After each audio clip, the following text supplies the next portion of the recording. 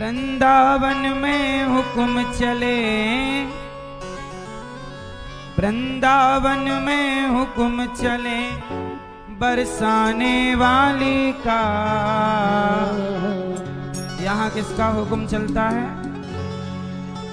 श्याम भी देखो है दीवाना राधा रानी का। ये स्त्री अपना तो कल्याण करती ही है। अच्छा, हमारे भारत में स्त्रियां ज्यादा धार्मिक हैं पुरुषों की अपेक्षा। पुरुषों के अंदर धर्म की मात्रा इतनी अधिक नहीं है जितनी अधिक मात्रा स्त्रियों के अंदर है। भगवान की कथा में भी पुरुषों की संख्या कम और माताओं की संख्या ज्यादा होती है। व्रत उपवास भी माताएं ज्यादा करती हैं, पुरुष कम। घर के मंदिरों में भी जो घर के मंदिर में भगवान हैं उनकी पूजा भी माताएं ज्यादा करती हैं, पुरुष कम। पुरुष भी हैं पर मात्रा बहुत कम है। पुरुष धार्मिक होते हैं पर माताओं जितनी नहीं, स्त्रियों जितनी नहीं। स्त्रियों के अंदर भक्ति धर्म कूट कूट के भरा होता है। इसलिए स्त्रियां ना हो तो पुरुष ऐसे बहुत कम होंगे जो अपने मन से दान पुण्य करें। स्त्रियां, बूढ़ी माँ कहती है अपने बेटे को कि बेटा पुरुषोत्तम महीना आ गया है, थोड़ा सा दान पुण्य कर दो। माँ कहती है तो बेटा माँ के कहने से कर देता। इसलिए वो माँ कितनी अच्छी है जो अपने पुत्र के धन को धर्म से जोड़ना चाहती है। वो माँ जानती है कि यही धर्म हमारे काम आना है, पैसे तो खर्च होने ही हैं। इसलिए ये बात स्त्रियां इसलिए जानती हैं क्योंकि स्त्रियां सत्संग से धर्म से जुड़ी हुई हैं। आज सनातन संस्कृति जिंदा है तो स्त्रियों के बल पर जिंदा है। सही है? दीपावली में पूजा की तैयारी बताओ, पुरुष करते हैं कि स्त्रियां? कोई भी पूजा की तैयारी कौन करता है? स्त्रियां ना हो तो पुरुषों के भरोसे हो गई पूजा। इसलिए स्त्री को ग्रह लक्ष्मी कहते हैं।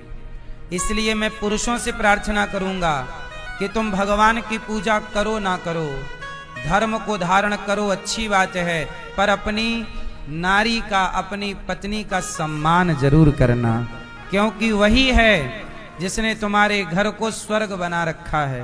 तुम्हारे माथे तो था वो नरक ही। स्त्री ना हो तो घर क्या है आप बताइए? कल्पना कीजिए, स्त्री के बिना आपका घर क्या है? इसलिए अपनी अपनी पत्नी का, अपनी अपनी माता का आदर सम्मान कीजिए। परंपराएं स्त्रियों के बल पर जिंदा हैं, पुरुषों के बल पर परंपराएं जिंदा कम हैं। स्त्रियों ने अपनी परंपराएं जीवित रखी हैं। स्त्रियां ही अपने बेटे को थोड़ा गीता की ओर ले जाना चाहती हैं, थोड़ा धर्म से जोड़ना चाहती हैं। पुरुष तो आज भी बहुत % पुरुष ऐसे हैं जो आज भी दारू पी के पड़े हैं। ना उन्हें बेटे का ख्याल, ना पत्नी का। पत्नी को ही शराबी पति को संभालना है और छोटे छोटे बच्चों को। एक स्त्री है जो बड़ी त्याग तपस्या करती है। इसलिए हर पुरुष को स्त्री का आदर कर। इसलिए हमारे सनातन में स्त्री को भगवान का दर्जा दिया गया है। मुसलमानों में स्त्री को भगवान नहीं कहा गया। मुसलमान स्त्री को भगवान नहीं मानते। वहां अल्लाह की पूजा है, वहां ईश्वर की श्रेणी में पुरुष है, वहां स्त्री ईश्वर की श्रेणी में है। तो बताओ,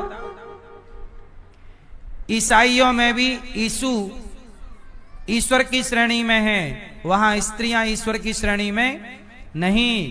पर सनातन में दुर्गा, सीता, राधा जी ये सब ईश्वर की ही श्रेणी में है।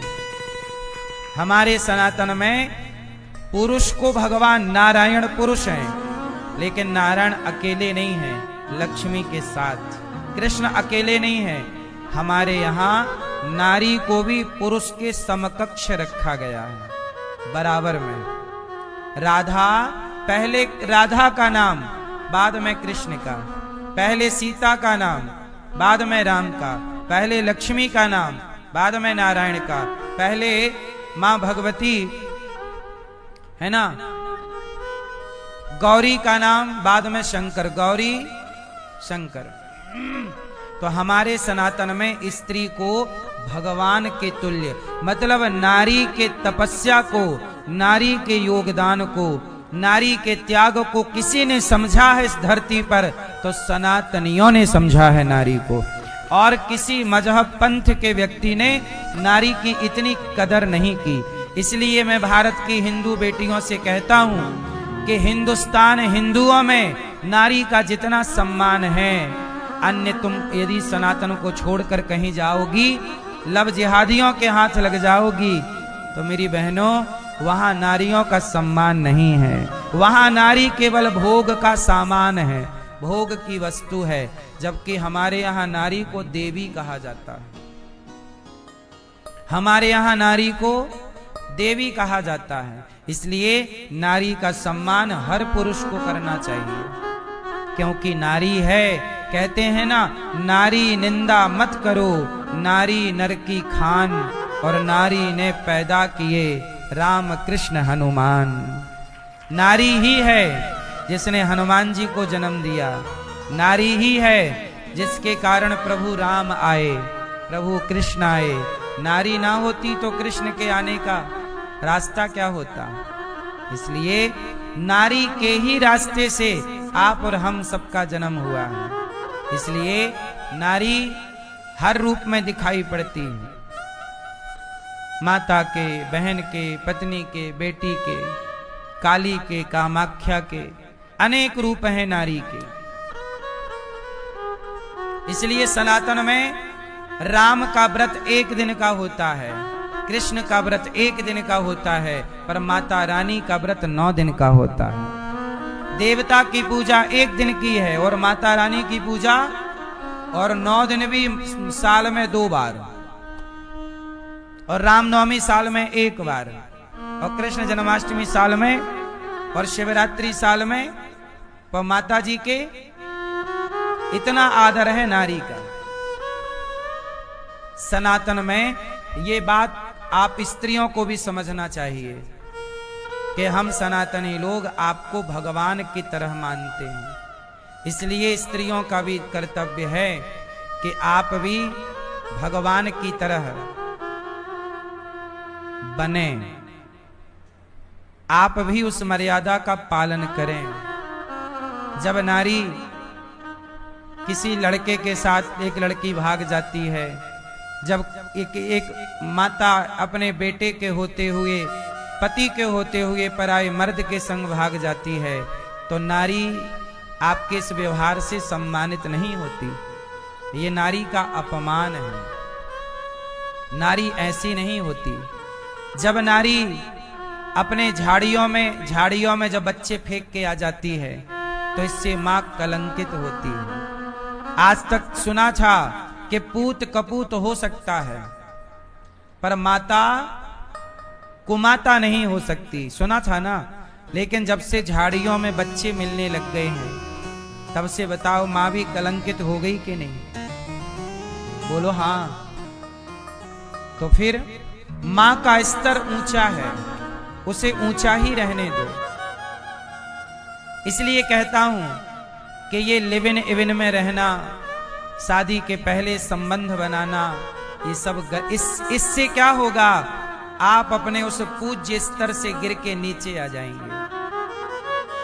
आप अपनी मर्यादाओं का उल्लंघन यदि कोई भी करेगा तो उसका पतन होगा। इसलिए मां सदा ऊंचे पद पर रही है। सदा मां किस पद पर रही है? ऊंचे पद पर। उस मां को गिरने मत दीजिए, उस मां के पद को वहीं रहने दीजिए, ऊंचाई पर। नारी का सम्मान सदा से रहा है, तो आप भी अपने सम्मान को बचाए रखिएगा।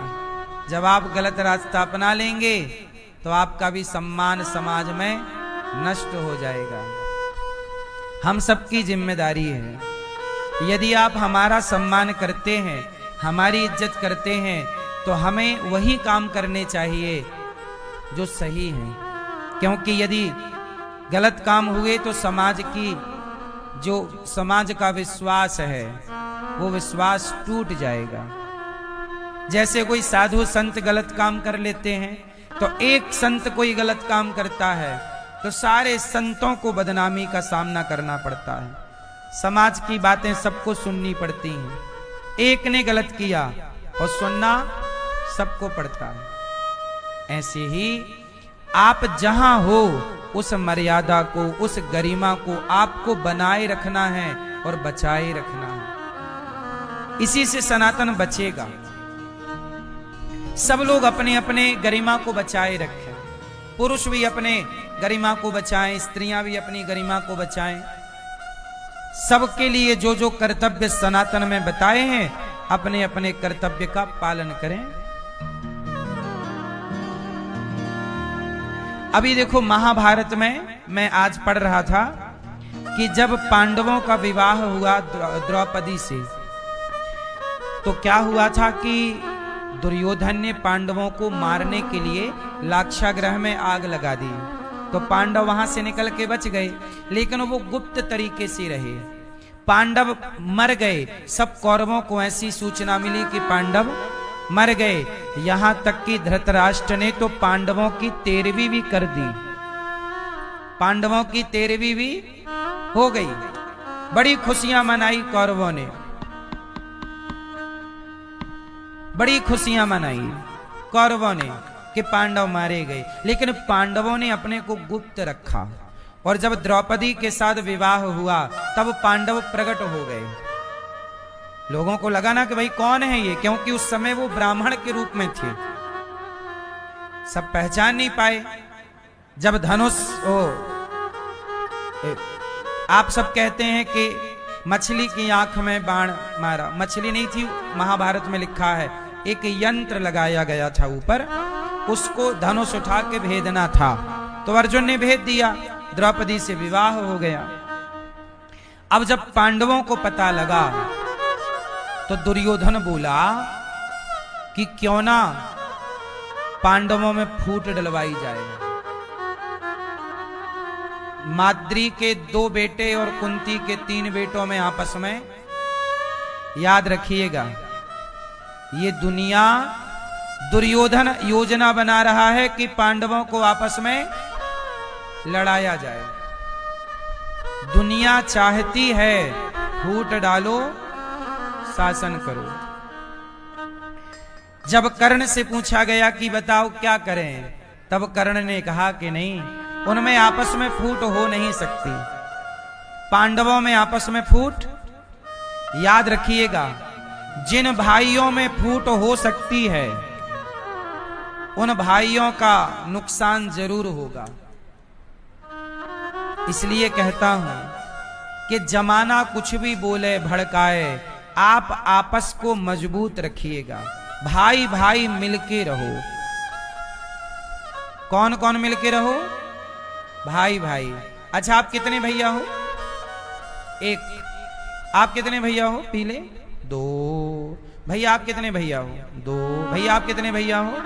1 भैया। चश्मा वाले भैया, आप कितने भैया हो? 1 दादाजी मामा, आप कितने भैया हो? 1 टोपी वाले भैया आप? 2 झोली वाले भैया आप कितने भैया हो? आप सफेद टी शर्ट, बैठे बैठे कितने? 2 आप कितने भाई हो?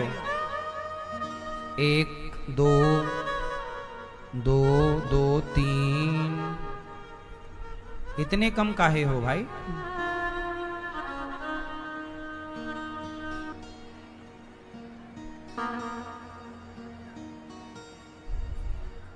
सुनो, आप लोगों के सबके आंसर गलत हैं। आप 2 भैया नहीं हो, आप 1 भैया नहीं हो, आप 3 भाई नहीं हो, आप 5 भाई नहीं हो, हम सनातनी 4 भाई हैं सब लोग। हम सब सनातनी कितने भाई हैं? जोर से। वो कौन कौन है? सुनो, हम 4 भाई हैं, ब्राह्मण, क्षत्रिय, वैश्य और शूद्र। हम चारों किसकी संतान हैं? ब्राह्मण किसकी संतान है? भगवान की। क्षत्रिय किसकी संतान है? भगवान की। वैश्य किसकी संतान है? और शूद्र किसकी संतान है? भगवान की। तुम चारों का बाप एक है, तुम चारों का पिता, तो तुम चारों भाई हुए कि नहीं? इसलिए इस भारत में, इस धरती पर ब्राह्मण, क्षत्रिय, वैश्य, शूद्र, तुम चारों भाई हो। एक दूसरे के गले मिलके रहो, मिलजुल के रहोगे ना तो भारत की तरफ कोई आंख उठाकर देख नहीं सकता। और जब तुम लड़ जाओगे तो तुम्हारी लड़ाई के कारण ये देश 1000 साल तक गुलाम रहा, केवल तुम्हारी आपस की लड़ाई। एक राजा, आपने सुना होगा पुराने राजाओं का इतिहास, जब हल्दी घाटी का युद्ध चल रहा था, महाराणा प्रताप जब हल्दी घाटी का युद्ध लड़ रहे थे, उस समय राजस्थान के कुछ राजा, इस देश के कुछ राजा मुगलों का साथ दे रहे थे। बोलो हां कि ना? सही है। जब अंग्रेज इस देश में अत्याचार कर रहे थे, जब जलियांवाला बाग हत्याकांड हुआ, अंग्रेजों के ऑर्डर से जब सैकड़ों हिंदुओं को मारा गया, तो ऑर्डर देने वाला अंग्रेज था और उसके ऑर्डर पर गोली चलाने वाले अपने थे। एक गोली उसकी तरफ चला देते तो ये खेल ही ना होता। सही है गलत है? इसलिए मेरी मां, अपनों ने लूटा है हमें, गैरों में कहां दम था। मेरी कश्ती तो वहां डूबी जहां पानी कम था। अपने आपस में ना लड़े होते तो ये देश कभी गुलाम ना होता। कितने लोग मेरी बात से सहमत हैं? अपनों की आपस की तू मैं से, आपस की लड़ाई से ये देश मुगलों के हाथ चला गया, ये देश अंग्रेजों के हाथ लग गया। और सोने, अंग्रेज लोग लाखों टन सोना लूट कर भारत से ले गए हैं, लाखों टन। इतना सोना कि आज उसी सोने से इंग्लैंड की अर्थव्यवस्था चल रही है, पूरा देश चल रहा है। इतना सोना वो हमारे देश में होता तो आज मोदी जी को यह ना कहना पड़ता कि 1 साल तक सोना मत खरीदो। ये इसलिए कहना पड़ा क्योंकि आप आपस में लड़ते रहे। तू छोटा है, तू बड़ा है, मैं बड़ा हूं, तू छोटा है। अरे जातियां व्यवस्था के लिए बनी थी साहब, लड़ने के लिए नहीं। कोई जाति छोटी नहीं होती और कोई जाति बड़ी नहीं होती। अच्छा एक बात बताओ, क्या जूता सिलने वाला मोची छोटा है?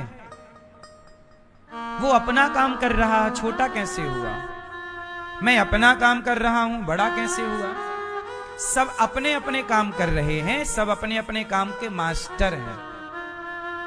डॉक्टर अपना काम कर रहा है, इंजीनियर अपना काम कर रहा है, जज अपना काम कर रहा है, सबके काम हैं। सनातन इतना बड़ा था, इसकी व्यवस्था बनानी थी तो सनातन को 4 भागों में डिवाइड किया। ब्राह्मण, तुम्हारा काम है पढ़ना पढ़ाना, वेद पुराण शिक्षा तुम संभालना। क्षत्रियों को तलवार दे दी, देश की अखंडता एकता को तुम बनाना और दुष्टों को मारना। वैश्यों को काम सौंपा, बिजनेस व्यापार तुम संभालना और देश को आर्थिक मजबूती देना। और शूद्रों को कहा कि तुम इन सबके साथ खड़े होना, क्योंकि इन सबके साथ कोई तो खड़ा होगा। इसलिए बिना भेद के हम भारतवासी सारे सनातनियों को गले लगाएं। यदि नहीं लगाओगे तो आज हमारी एक मैया प्रश्नोत्तरी में बता रही थी, बिहार से आई थी, कहा मैया ने कि हमारे गांव में ईसाई लोग आए और गांव के लोगों को भड़काकर उन्होंने सबको ईसाई धर्म में ले गए, धर्मांतरण करा दिया, धर्म परिवर्तन करा दिया। जब आप अपनों को गले नहीं लगाओगे और कोई मुसलमान आके कह दे हिंदू से कि भाई मैं तुम्हारा हूं, ईसाई आकर कह दे तो हमारे हिंदू भाई को कन्वर्ट करके वो ले जाएगा, तो हमारा सनातनियों का ही तो एक भाई चला गया और उसी को हमारे खिलाफ तुम्हारे खिलाफ भड़का कर खड़ा कर दिया जाएगा। इसलिए मेरे सनातनियों, ये मत कहो कि तू छोटा है तू बड़ा है। कौन छोटा कौन बड़ा? हमारे यहां तो रैदास जी जूता सिलते थे, पर रैदास जी का भी बड़े बड़े राजा बड़े बड़े संत सम्मान करते थे। कोई गरीब है तो उसे हम ये क्यों कहें कि तू छोटा है? उसे भी गले लगाओ, उसकी बेटी का विवाह आप करा सकते हो कराओ, उसको रोटी दे सकते हो, मदद करो, हेल्प करो। एक बात बताइए, आज का इंसान कैसा हो गया है? कुत्ते को तो गले लगाता है और इंसानों से नफरत करता है। क्यों? कुत्ते को गले लगाएगा और इंसानों से नफरत करेगा। अरे भाई, हम कहते हैं कुत्ते को भी गले लगाओ, कुत्ते को भी रोटी दो, किसी जीव को क्यों सताना है? लेकिन इंसानों से भी भेदभाव क्यों करना है और अपनों से क्यों भेदभाव करना है? हम 4 भाई हैं, ब्राह्मण क्षत्रिय। यदि हम चारों मिलकर रहें तो बताओ, है किसी की ताकत के हमारे देश की तरफ आंख उठाएगा? 15 साल से सनातनी अलग अलग रहे, तो बंगाल में देखो घुसपैठियों को ममता मैया ने घुसा दिया, बांग्लादेशों को। और जब सनातनी इकट्ठे हो गए, एक तो सोचो हिंदुओं को जागने में 15 साल लग गए। एक तो इसकी नींद बड़ी लेट खुलती है। जब आधा बंगाल बांग्लादेशियों से भर गया तब हिंदू जागा। क्यों? बात सही है गलत है? लेकिन जाग जिस दिन तुम संगठित हो गए तो ममता मैया को खदेड़ दिया कि नहीं? बोलो हाँ। फिर घुसपैठियों को खदेड़ दिया कि? तुम्हारे संगठित होने की देर है। तुम सनातनी संगठित तो हो जाओ, तुम्हें कोई जीत नहीं सकता। तुम इसलिए हार जाते हो क्योंकि तुम आपस में बटे हो, जातियों के नाम पे बटे हो, ऊंच नीच के नाम पर बटे हो। और बांटने का काम किसने किया? नेता। पहले काम अंग्रेजों ने किया बांटने का, फिर मुगलों ने, अंग्रेजों ने, अब नेता लोग बांटते हैं जातियों के नाम पर। इसलिए सनातनियों, हमें बटना नहीं है। यदि बट जाओगे ना तो फिर वही खतरा है जो था। आज भी खतरा टला नहीं है। जैसे आप लोगों ने बोला कि हमारे 2 भाई हैं, एक हैं, और मुसलमानों से पूछो तुम्हारे कितने हैं? उनके 10 भाई हैं, 5 हैं, 15 हैं, 20 हैं। उनकी संख्या 10 गुना बढ़ रही है और तुम्हारी केवल 1 गुना 2 गुना। एक दिन जब उनकी आएगी तो फिर तुम रह पाओगे? कश्मीर में जब उनकी संख्या ज्यादा हुई तो भाग गए कि नहीं कश्मीरी हिंदू? खदेड़ दिए गए? बोलो हाँ। जहां जहां संख्या बढ़ेगी विधर्मियों की, वहां से हिंदुओं को भागना पड़ेगा। ये इतिहास गवाह है। आप देख लो उलट पलट के इतिहास को। सही है गलत है? इसलिए आंख बंद कर लेने से संकट टल नहीं जाएगा। मोदी जी को जनसंख्या नियंत्रण कानून बनाना चाहिए। क्या बनाना चाहिए?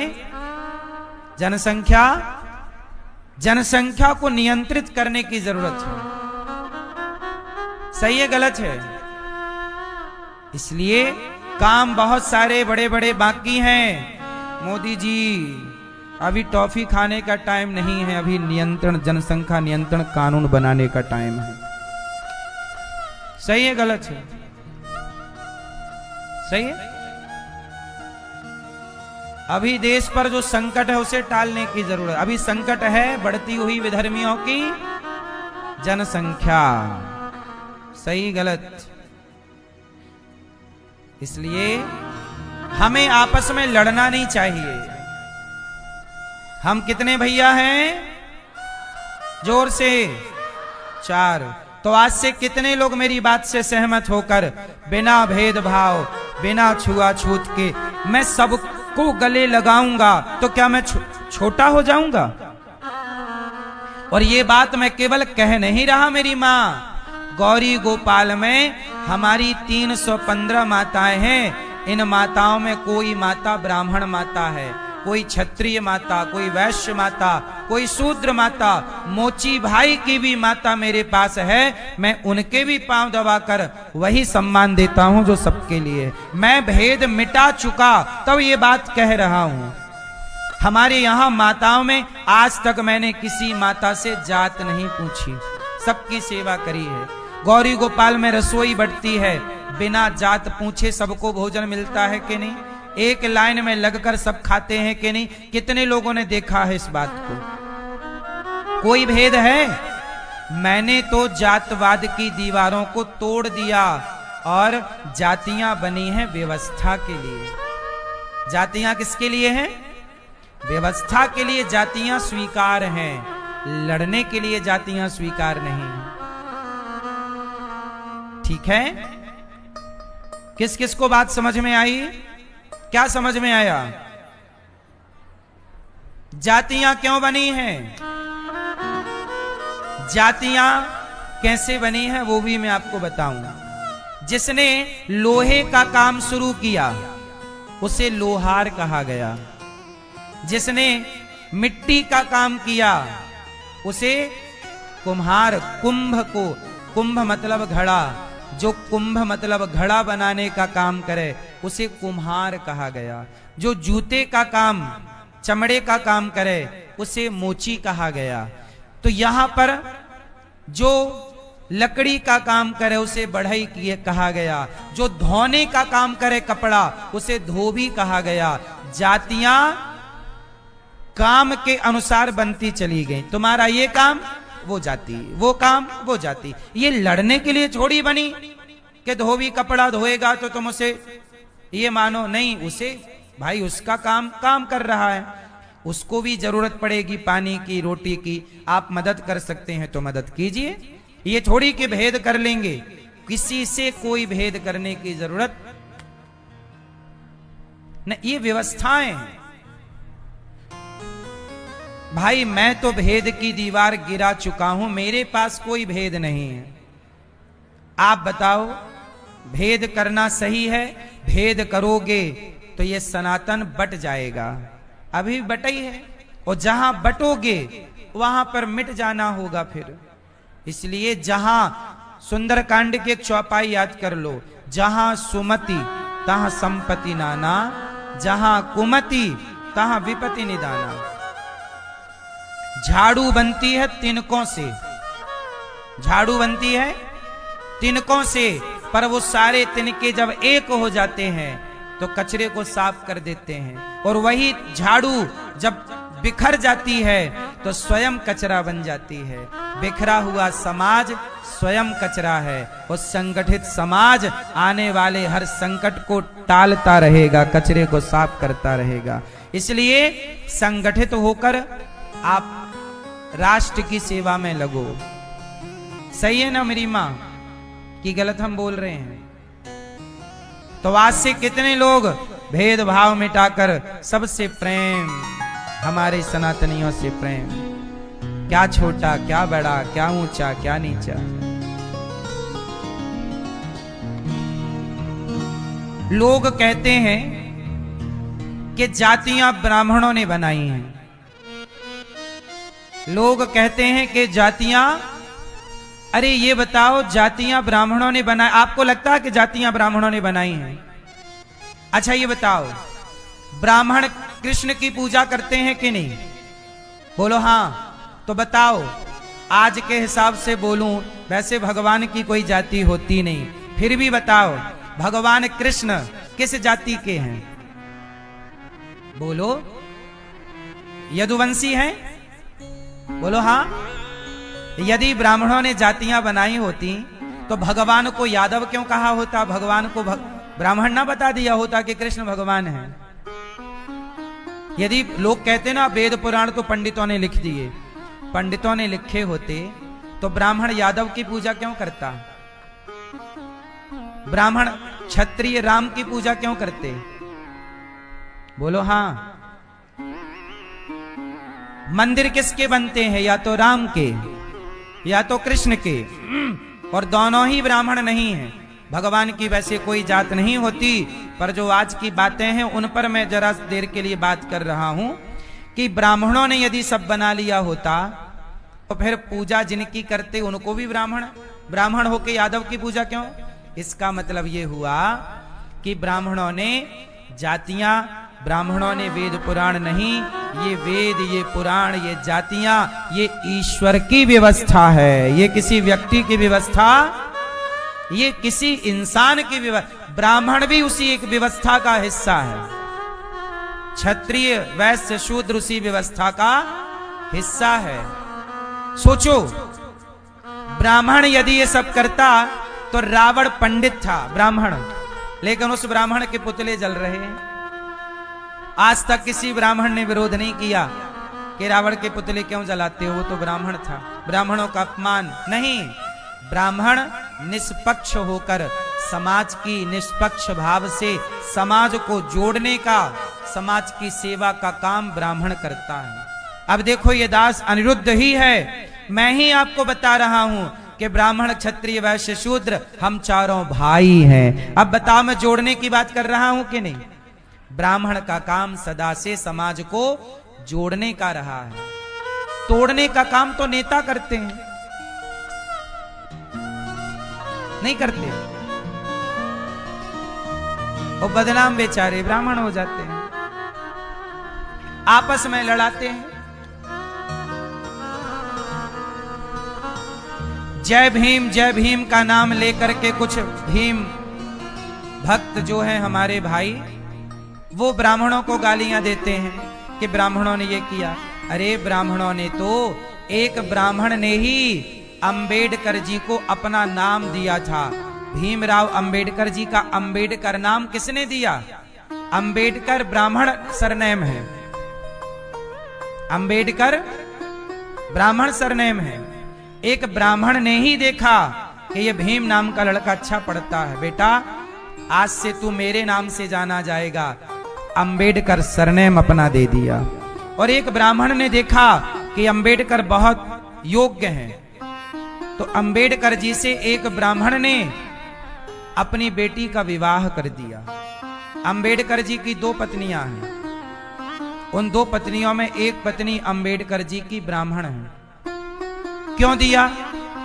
ताकि ब्राह्मण ये चाहता है कि हमारी तुम्हारी लड़ाइयां जो आपस की है ना, ये समाप्त हो जाएं। ब्राह्मण क्षत्रिय वैश्य शूद्र हम चारों मिलकर रहें, तो हम सब मिलकर रहें, आपस में लड़ाइयां ना हो।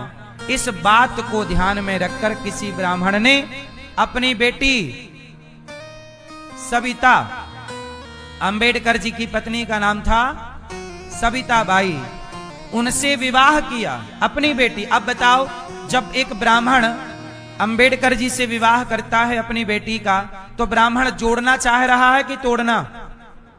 जोर से, जोर से। हाँ, पर वही अंबेडकरवादी कुछ लोग आज ब्राह्मणों को गालियां दे रहे हैं। इसका मतलब ये हुआ कि आजकल लोग धर्म क्या है, सही क्या है, ये समझना नहीं चाहते, केवल आपस में लड़ना है। क्योंकि बेचारे ये नहीं लड़ रहे हैं, हमारे भाइयों को कुछ मुसलमान लोग, कुछ ईसाई लोग आपस में भड़का के हमें आपस में लड़ाते रहते हैं। इसलिए जब देश आजाद हुआ, भारत पाकिस्तान का बंटवारा हुआ, तो जिन्ना के साथ एक योगेंद्र मंडल, शायद नाम योगेंद्र ही है, मंडल तो नाम उनका, मंडल ये तो कंफर्म है, पाकिस्तान चले गए। वो शूद्र भाई थे, तो जिन्ना शूद्र भाई को लेके पाकिस्तान गए, और पाकिस्तान में पहले कानून मंत्री मंडन जी को बनाया गया। मंडल या मंडन, ऐसा कुछ सरनेम है, बनाया गया। पाकिस्तान में वो कुछ ही साल रह पाए कि वहां के मुसलमानों ने उनको खदेड़ दिया और उन्हें वापस पाकिस्तान के कानून मंत्री को वापस भारत आना पड़ा। ये इतिहास की बातें हैं, पढ़ लीजिएगा। वापस आना पड़ा। इसका मतलब ये हुआ कि शूद्रों का हितैषी, शूद्र भाइयों का हितैषी कभी मुसलमान नहीं हो सकता। यदि शूद्र भाइयों का हितैषी मुसलमान होता तो मंडल जी को पाकिस्तान के कानून मंत्री जो शूद्र भाई थे उनको भाग के भारत ना आना पड़ता। इसका मतलब ये हुआ कि हम सनातनियों को आपस में लड़ाने का आज भी षड्यंत्र है और हम सबसे यही प्रार्थना करते हैं कि आपको आपस में नहीं लड़ना चाहिए। हमारा देश बहुत बड़ा है और विविधताओं से भरा हुआ है। हमारा देश किससे भरा है? विविधताओं से। बहुत सारी परंपराएं हैं, संस्कृतियां हैं, भाषाएं हैं। इसलिए हमें आपस में नहीं लड़कर एक भारत माता की शरण में रहना चाहिए। हम सबकी एक ही माता है, भारत माता। बोलिए भारत माता की। हम सबके एक ही पिता हैं, भगवान श्रीमन नारायण। चाहे आप राम कहो, कृष्ण कहो, जगन्नाथ कहो, बिहारी जी कहो, एक ही तत्व है। हमारी माता एक, हमारा पिता एक। इससे भारत में एकता आएगी। नेता लोग कितना भी लड़ाएं, दुर्योधन लड़ाना चाहता था पांडवों को, पर पांडव आपस में लड़े नहीं। ये बात मैंने इसलिए कही कि कोई कितना भी लड़ाए पर हमें आपस में नहीं लड़ना चाहिए। बस मैंने ये बात कही। महाभारत की एक बात मैंने पढ़ी तो मुझे लगा कि ये बात हम सबको बता देनी चाहिए कि पांडव 5 भाई थे और हम सनातनी 4 भाई। और यदि मैं सनातन को बड़ा रूप से देखूं तो अभी 4 भाई और हैं। कहो तो मैं और 2 मिनट लेके बता दूं आपको। बताऊं कि नहीं? सुनो, हमारे 4 भाई और हैं। कौन कौन? तो हमारे 4 भाई में एक भाई है सनातनियों के, एक भाई है जैन। कौन? जैन भी सनातनी ही है। दूसरे भाई जैन और सनातनी, ये 2 हो गए। अब तीसरे भाई हैं सिख। कौन? सिख भी हमारे भाई हैं। हमसे और उनसे हम दोनों अलग अलग। हम जैन से अपने को अलग नहीं मानते, हम सिख से अपने को अलग नहीं मानते। और चौथे हैं बौद्ध। बुद्ध भगवान हमारे हैं। तो बौद्ध को मानने वाले भी भारतीय संस्कृति में उनका भी है झुकाव। हमारे 24 अवतारों में एक अवतार बुद्ध भगवान है, तो वो भी हमारे भगवान को ही मानते हैं। थोड़ी सी मान्यताएं अलग अलग हैं, लेकिन लगभग विचार ठीक हैं। तो हम 4 भाई ये और हैं और हम चारों को संगठित रहना चाहिए। क्योंकि यदि पाकिस्तान में ना जैन रह गए ना बौद्ध रह गए, मुसलमान ना जैन का सगा हुआ ना बौद्ध का, यदि सगा हुआ तो बताओ कि आज कितने % पाकिस्तान और बांग्लादेश में जैन बचे, बौद्ध बचे और सिख बचे? बताओ। जहां हिंदू रहेगा वहीं जैन, बौद्ध और सिख रह पाएगा। जहां हिंदू नहीं होगा वहां ये नहीं रह पाएंगे सुरक्षित। कोई नहीं रह पाएगा। सही है कि गलत है? इसलिए हम चारों एक हैं। अब आपस में, अब देखो ऐसा ना एक बाप के 4 बेटे होते हैं, चारों का बंटवारा हो जाता है। सनातन से निकली ही शाखाएं ये 4 हैं। सनातन की ही 4 धाराएं हैं। लेकिन अब अलग अलग मानते हैं लोग अपने को, पर मुझे लगता है हम सनातनी यही तो है। वसुधैव कुटुंबकम, हमारा परिवार बड़ा है, हम सबको अपना मानते हैं। हमारी लड़ाई, हमारी दुश्मनी तो मुसलमानों से भी नहीं है। पर जब मुसलमान हिंदुओं पर प्रहार करते हैं, हिंदुओं की बहन बेटियों को ले जाते हैं लव जिहाद में और गैया को मार डालते हैं, तब फिर हम हिंदुओं को लगता है कि भाई तुम हमारे विचार से सहमत नहीं हो, तो अब हम भी तुम्हारे विचार से सहमत नहीं हैं। विचारों की लड़ाई है, व्यक्ति की लड़ाई। लड़ाई किसकी है? सिर्फ विचारों की। हम गाय को माता मानते हैं, तुम गाय को खा जाते हो। जब तक तुम गाय को खाते रहोगे तब तक तुम्हें हम अपना भाई नहीं कहेंगे, क्योंकि हमारा भाई वो है जो गाय को माता कहता है। हमारा भाई वो है जो गंगा को माता कहता है। हमारा भाई वो है जो भारत को माता कहता है। जो भारत को माता नहीं मानता, गंगा को माता नहीं मानता, जो गाय को माता नहीं मानता, वो कभी हमारा भाई नहीं हो सकता। कितने लोग मेरी बात से सहमत हैं? तो हमारा परिवार तो बड़ा है, लोगों ने अपने को अलग कर लिया, हमने आपको अपने से अलग नहीं किया। सनातन बड़ा है ना। क्या है, सनातन इतना बड़ा है कि बड़े परिवार को संभालना थोड़ा कठिन हो जाता है। फिर बच्चे छिटक जाते हैं, एक अपने वहां चला गया, एक अपने वहां चला गया, अलग अलग। ऐसे ही सनातन इतना बड़ा था, ठीक से संभाल ना पाए, ठीक से धर्म का पालन लोग ना कर पाए, छिटक गए।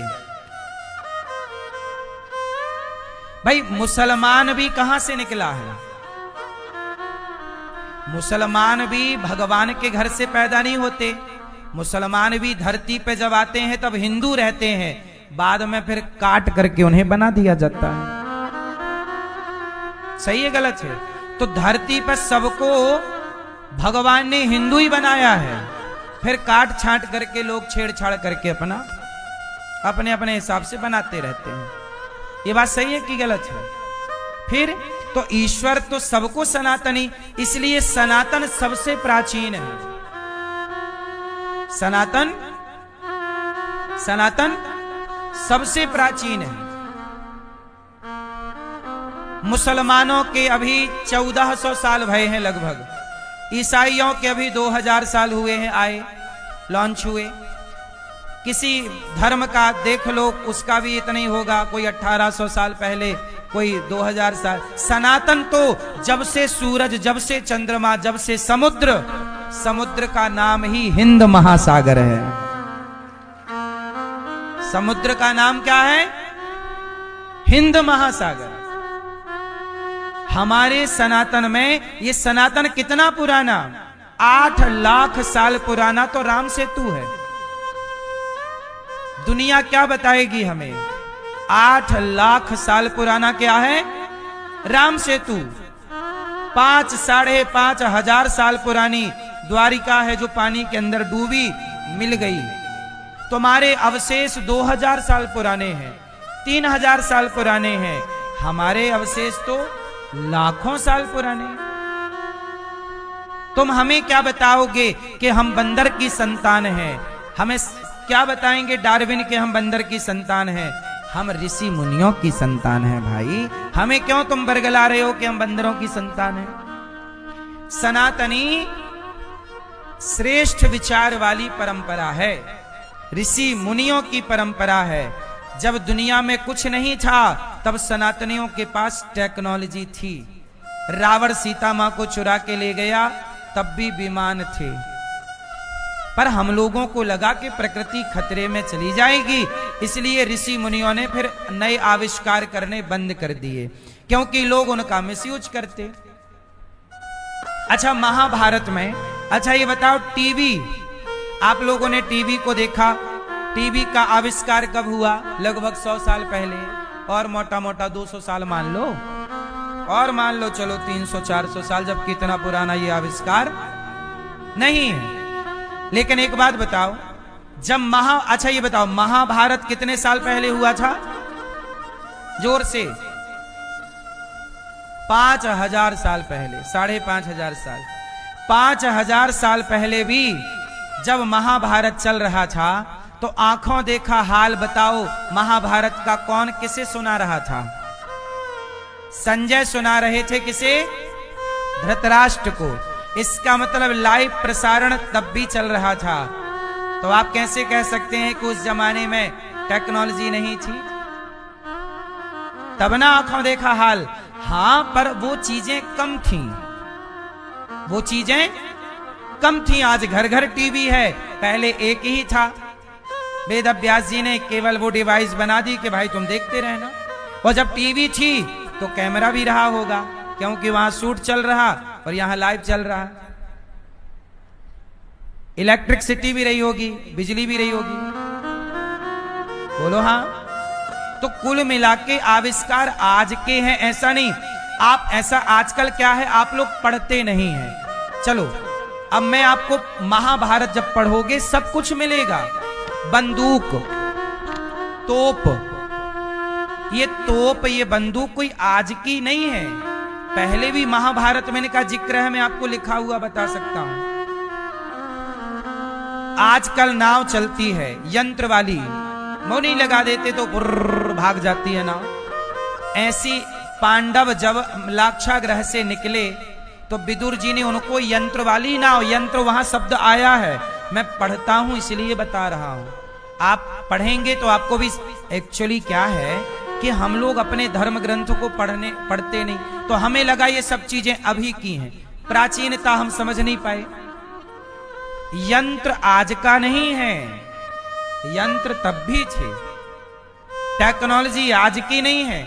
अच्छा ये बताओ, देवकी माँ का 7वां बेटा देवकी के गर्भ से निकालकर प्रभु ने किसके गर्भ में डाला था बताओ? रोहिणी माँ के।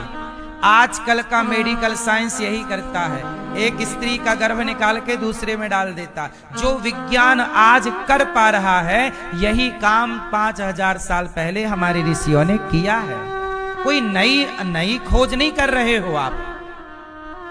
अब अपने को पढ़ते तो अपना नॉलेज आपको होता, अपने को पढ़ा नहीं तो दूसरों को, अरे आपने तो इतनी बड़ी तरक्की कर ली, इतना बड़ा आविष्कार कर लिया, आपने उनके आविष्कार को बड़ा मान लिया, क्योंकि आपने अपना ज्ञान पाया नहीं। अपना पाते, अपने पे रिसर्च करते तो आप भी कर पाते। सरकारों ने बच्चों को रिसर्च सेंटर ठीक से दिए नहीं। यदि भारत को ठीक से रिसर्च दी जाती, भारत के विद्यार्थियों को तकनीक ठीक से वेदों के हिसाब से, पुराणों के हिसाब से जो था उस पर होता काम, तो आज हम बहुत कुछ रिसर्च कर चुके होते। हमारे भारत में अच्छे रिसर्च सेंटर ही नहीं है। सरकारें, पहली सरकारें तो ध्यान दी ही नहीं। पुरानी सरकारों के टाइम पे तो भारत के वैज्ञानिक मरवा दिए जाते थे, बोलो हाँ।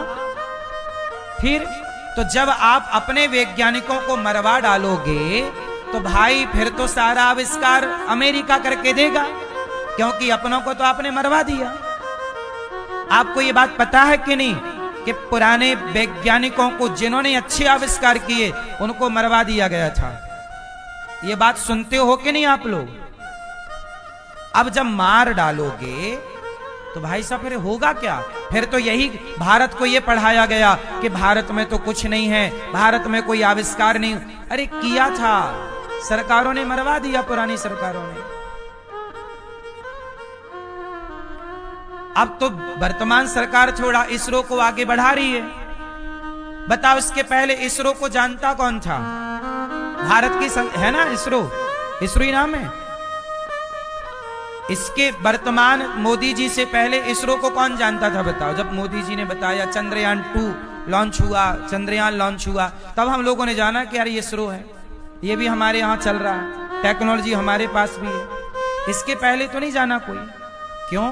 क्योंकि उसके बारे में प्रचार नहीं, वैज्ञानिकों को पीठ नहीं थपथपाई आपने कि भाई आपने अच्छा किया, चलो हम आपके साथ हैं। भाई कोई अच्छा करे तो आप उसको सहानुभूति तो दो, आप उसे मार डालोगे तो खत्म। इसलिए हमारे सनातन में सब चीज है, इसलिए अपने सनातन को गाली मत दो, अपने को रिसर्च करो, अपने को पढ़ो, अपने इतिहास को जानो। आज सनातन की हालत ये है, बच्चे स्कूल जाते हैं, यदि वो तिलक लगा के जाएं, कलावा पहन के जाएं, गले में तुलसी की माला पहन कर जाएं, तो लोग उतरवा देते हैं। अभी नीट के एग्जाम हुए, नीट के, और बहन ने बताया कि कलावा, माला, तिलक बच्चों के उतरवा दिए। क्यों? मैं सनातन को मानने वाला, सनातन को मानता हुआ यदि मैं बड़ा पद प्राप्त कर लूं तो बुराई क्या है? क्यों? सनातन से नफरत नहीं होनी चाहिए। सनातन सबको लेकर चलने वाला धर्म है। इसलिए सरकारों को इस बात पर ध्यान देना चाहिए कि बच्चों से स्कूल में तिलक ना हटवाया जाए, एग्जाम के टाइम पर कलावा नहीं। भाई एग्जाम ले रहे हैं, कलावा से आपको क्या लेना देना, तिलक से क्या लेना देना, माला से? भाई मेरी आस्था है, क्या दिक्कत है? और सनातन की यही परंपरा, हमारे मंदिरों में भगवान के माथे पर तिलक है। और ये राष्ट्र सनातनियों का राष्ट्र है, हम किसी और के देश में तो रह नहीं रहे हैं। क्यों भाई? अपने देश में रहकर यदि हम कलावा बांधने की आजादी ना पाए, यदि तिलक लगाने की आजादी ना पाए, तो इससे तो यही समझा जाएगा ना कि अभी भारत आजाद नहीं हुआ। अभी एक आजादी की लड़ाई फिर और लड़नी पड़ेगी। इसका मतलब यदि आपके बच्चों को एग्जाम देने के टाइम, स्कूलों के टाइम तिलक हटवाया, तुलसी की माला उतरवाई और तिलक हटवाया, तो इसका मतलब अभी हमारा देश आजाद नहीं हुआ। अंग्रेजों से आजादी मिल गई, अब अंग्रेजों की विचारधारा से आजादी चाहिए इस देश को। अभी आजादी नहीं हुई, आजादी अभी अधूरी है। अटल जी ने कहा था आजादी अभी अधूरी है। अटल जी को पता था कि कलावा उतारने की परंपरा है, तो कह दी उन्होंने कि आजादी अभी अधूरी है। तो फिर एक बार और हमें आजादी की लड़ाई लड़नी पड़ेगी और देश की सरकारों से ये आजादी पानी होगी कि सरकारों से निवेदन है कि बच्चों को स्कूल में तिलक लगा के भेजें। धोती कुर्ता पैंट शर्ट का पहनावा अंग्रेजों का है। अच्छा बताओ, पैंट शर्ट भारत का पहनावा है कि अंग्रेजों का? तो अंग्रेजों का पहनावा हम क्यों पहने? सनातनियों का पहनावा धोती कुर्ता है। हमारे देश के महापुरुषों ने जब लड़ाई लड़ी तो पैंट शर्ट पहने। आजकल तो टाई लगाते हैं, टाई। अरे